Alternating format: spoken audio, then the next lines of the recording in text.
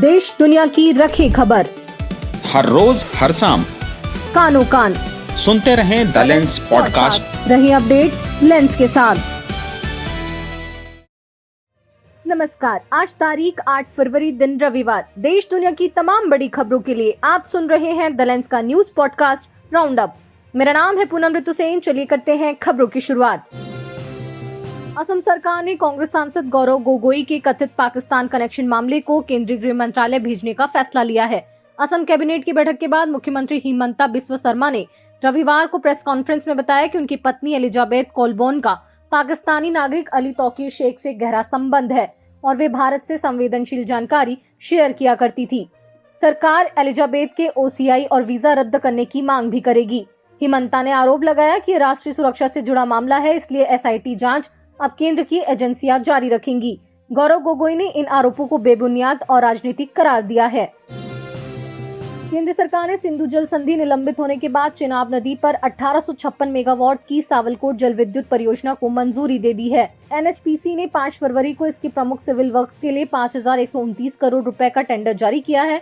यह run of the river project Ramban, Reasi और उधमपुर जिलों में 2 चरणों में बनेगी, जिसमें कुल अनुमानित लागत 31,380 करोड़ रुपए है और इसे 9 साल में पूरा करने का लक्ष्य रखा गया है। ये परियोजना ऊर्जा सुरक्षा मजबूत करने के साथ रणनीतिक महत्व की है। हालांकि इससे 2,22,000 से ज्यादा अधिक पेड़ कटेंगे और करीब 1,500 परिवार प्रभावित होंगे, जिनके लिए मुआवजा और वनारोपण की शर्तें लगाई गई हैं।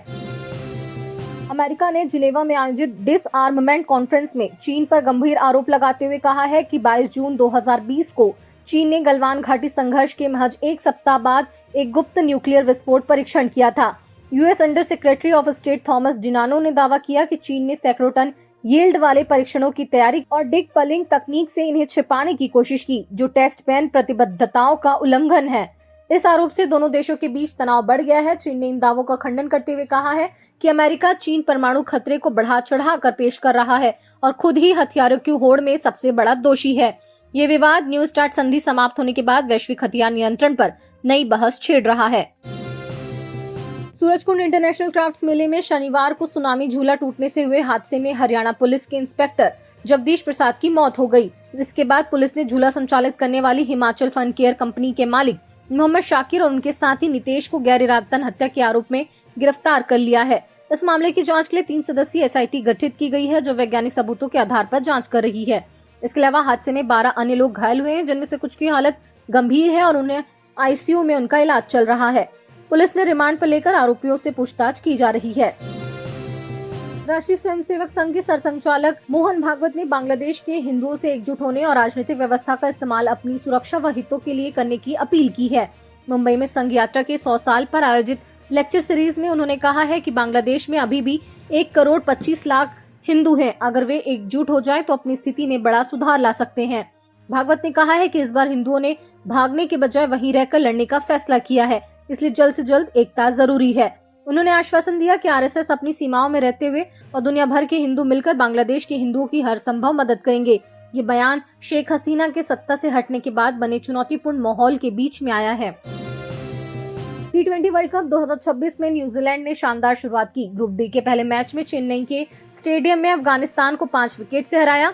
अफगानिस्तान ने पहले बल्लेबाजी करते हुए 20 ओवर में 6 विकेट पर 182 रन बनाए, जिसमें गुलबदीन नाइब ने 63 रन की अर्धशतकीय पारी खेली। जवाब में न्यूजीलैंड ने टीम सिफर्ट के 65 और ग्लेन फिलिप्स के 42 रनों की मदद से 17.5 ओवर में लक्ष्य हासिल कर लिया, जो T20 वर्ल्ड कप में उनकी अब तक की सबसे बड़ी सफल चेज है।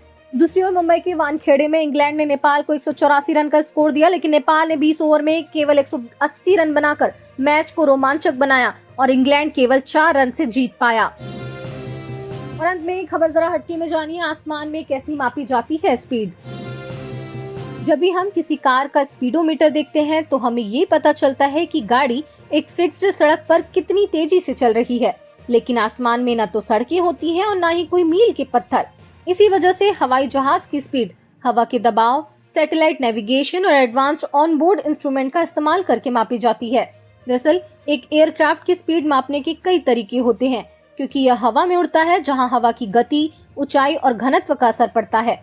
पायलट मुख्य रूप से एयर स्पीड पर भरोसा करते हैं, जो प्लेन की हवा के सापेक्ष गति बताती है, और पिटोट ट्यूब से इसे मापा जाता है। ग्राउंड स्पीड जीपीएस से पता चलती है, जो जमीन के सापेक्ष गति दर्शाती है और हवा की दिशा से बढ़ती या घटती है। ज्यादा ऊंचाई पर जेट विमानों की स्पीड मैक नंबर में मापी जाती है, जो ध्वनि की गति के अनुपात में होती है। एयरक्राफ्ट की स्पीड आमतौर पर नॉट्स में बताई जाती है, जहां एक नॉट लगभग 1.85 किलोमीटर प्रति घंटा होता है और कमर्शियल प्लेन 430 से 480 नॉट्स की रफ्तार से उड़ते हैं।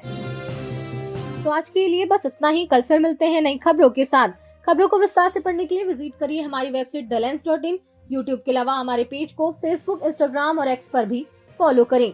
शुक्रिया। देश दुनिया की रखें खबर, हर रोज हर शाम कानो कान सुनते रहें द लेंस पॉडकास्ट। रहे अपडेट लेंस के साथ।